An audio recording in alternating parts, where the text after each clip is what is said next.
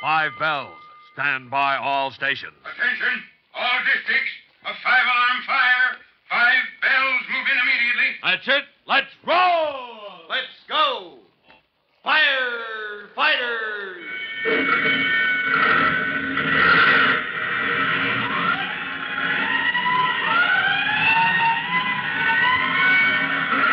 Presenting Firefighters, the true-to-life story of our unsung heroes who stand ready to ride by day or night against our most murderous enemy, the demon of fire.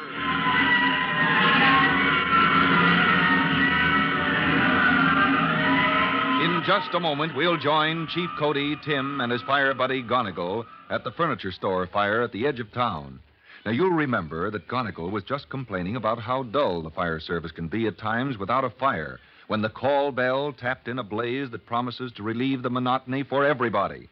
Arriving at the scene of the fire, Engine Company 209 and the chief discover what smoke eaters call a quick burner, a fire that races through the structure in a matter of minutes. The furniture store, a one-story building, is constructed of wood, and it looks as though the boys have a tough, hot fight on their hands. We'll find out just how tough and hot right after this important message.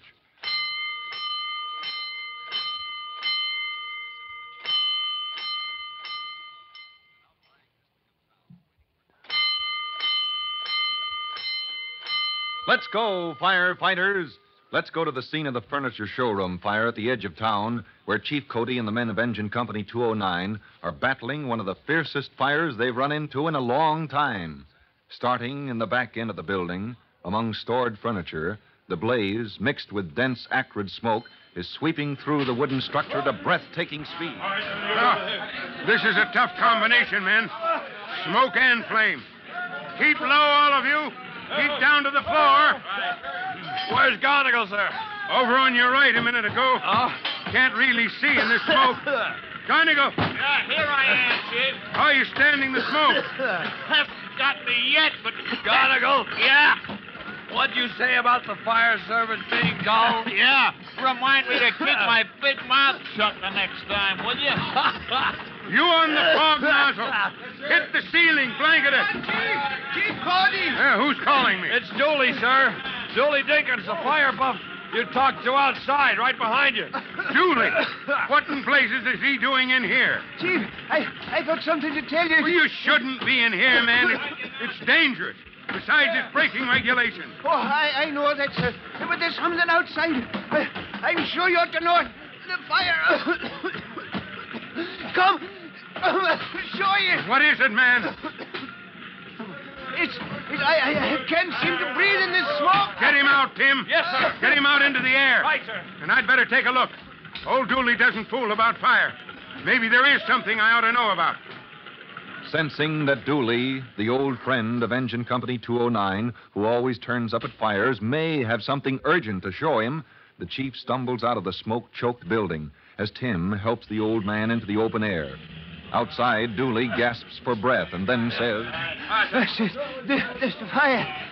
Chief, What is it, Dooley? What is it you want to show me? After you and the men went into the store, I skirted around to the far side of the building. Yes, the side next to the open field. That's right. And I don't know whether you know it or not, but the fire's broken through the outside wall. Yes, we know that, Dooley. It's only a thin wood siding. But do you know that it's set in the grass afire in the big field? Come, I'll show you. Blistering blazes. If that fire ever gets started in that big open space. Well, that's what's happened. There, you see? It's running wild through the tall grass. Dooley, you're right. We ought to be kicked for not having men on that long ago. Tim. Yes, sir. Get on my radio in the car. Order up another engine company. Right. And Tim. Yes, sir. Tell them to have plenty of portable fire pumps. Yes, sir. The way that fire's racing across that field, we'll have to chase it beyond the reach of our hydrant line. Right, sir. Portable fire pumps. And tell them to get here on the double. The unexpected always seems to happen in the fire service. The chief starts out to fight a furniture store blaze and suddenly finds himself knee-deep in a grass fire. Minutes later, we find the chief with Tim and Gonigal directing the activities of the newly arrived engine company in the big field beyond the burning furniture store. Tim. Yes, sir. How's your company coming with the building fire? Finally licked us, sir. They brought in extra fog nozzles and smothered it. Good, good. Wish we were having as good luck with this blaze. Did you put in another alarm, as I told you? Yes, sir. Yeah. Yeah, here they come, sir. Yeah, made her a nice time. Here, you keep the men moving up on it. I'll go get the other company started at the far end of the field. Yes, sir. And, Chief, Yeah? you might send more portable fire pumps back to us. These are getting low. Right. Keep working on that left flank. Yes, sir. That's the side I'm worried about. Golly, this blaze can run faster than a racehorse. Yeah. She's growing every second. At this rate, we'll need 100 men to fight her. What did the chief mean that he's worried about the fire spreading on the left flank? Well, take a look for yourself, Gonigal. See those trees? Yeah, that's the state forest preserve. Right. She lays off to the left not more than a half a mile away. Hey, if this fire ever gets started in there. Yeah, that's right. Now you see what's worrying Chief Cody. Oh, brother. Yes, sirree. Come on, Tim. Huh? All right, let's move over to the left, man. Here, come on, man. Gotta keep her from traveling in that direction. This blade draft. Dry as dust. Yes, sir. Just our luck to have this thing start during a drought. Say, where's that new company station, Chief Cody? On the right. They'll take that flank which released your company and the other one to the left. That's the critical spot. All right, all you men. Yes, sir. Shift over to the left. Over to the left. Way out to the flank. All right, over to the left. We got to keep that blaze from reaching that forest preserve.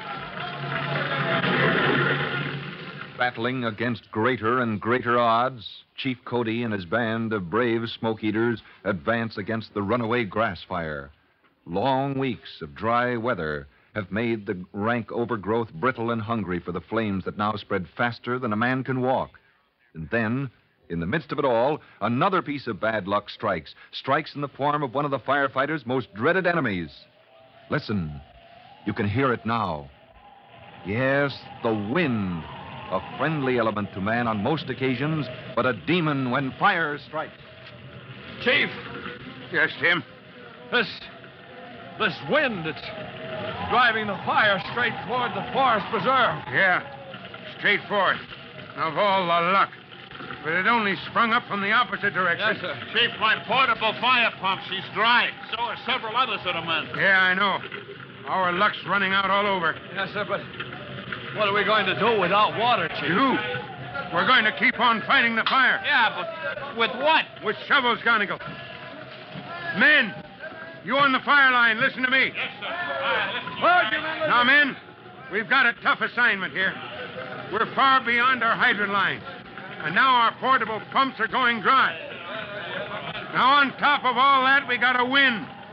A deadly wind that's carrying our blaze straight for the forest preserve. All right, men. We aren't licked yet. There's more than one way of fighting a fire. You, Tim. Yes, sir. I want you to take every third man on the fire line. Right, sir? Go back to the trucks. Break out all the shovels in every truck. Yes, sir. Then hike as fast as your legs can carry you to the other end of the field. Somehow get through the line of fire. Well, it'll be tough, sir, but we'll find a way. I know you will. And start digging a fire break. Turn up a band of fresh dirt that'll stop that fire. Yes, sir. All right, come on, you guys. We're going to dig ditches. On the double. On double, every third man. The rest of us will stand our ground with the pump. O'Gonigal. Yes, sir. Go along the line. Redistribute the portable pumps that still have water. Yes, sir. There's not much water left, but it's our only weapon. No, Gonigal, you're wrong. We've got another weapon. It's a weapon every good fireman has. His will to fight on. And as long as we have that, we're a long ways from being licked. The dogged spirit of Chief Cody is never completely beaten, no matter what obstacles stand in the way. It's a tough, heartbreaking fire he and his men are fighting, with no sign of victory yet in sight. But with Tim and a third of the men rushing in behind the fast-spreading fire to hurriedly dig a fire break, there may be some hope of stopping the blaze before it reaches the vast forest preserve. Well, we'll learn what luck he has in the next thrilling, true-to-life episode of The Firefighters. And now, in just a moment, Chief Bob Cody will be back to tell all of you, boys and girls, how you can actually help the firefighters right in your own hometown. But first, boys and girls, here's a message you ought to hear. And now, boys and girls, here's Chief Bob Cody with a very important message for all of you in the Firefighters Brigade. Chief Cody. Hello, boys and girls. You know, one of the most common causes of fire in the home is the fire from escaping gas. It's one of the deadliest, too, for it almost always is accompanied by an explosion. Now, because so many homes use natural gas for cooking, I want to especially warn you young folks about its use. When you smell gas in the kitchen, immediately open the doors or windows and don't light a match. Now, if you can't immediately find where the gas is coming from, go quickly to the basement or wherever the gas meter is located and shut off the gas at the meter. Then call a repairman. And that suggests another thing. Do you know where your gas meter is located? It might be a good idea to have your parents show you, and perhaps refresh their memory about where it is, too, so that if you ever have to turn off the gas in an emergency, you'll know how to do it. Well, that's all for now. Till I drop in the next time, so long. Fire Chief Cody and the young rookie fireman Tim Collins will be back on the same station the next time you hear... That's it. Let's roll!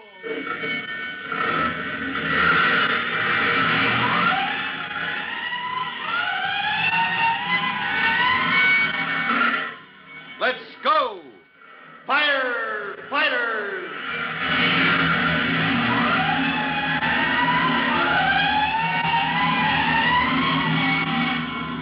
Firefighters is a copyrighted feature of William F. Holland Productions.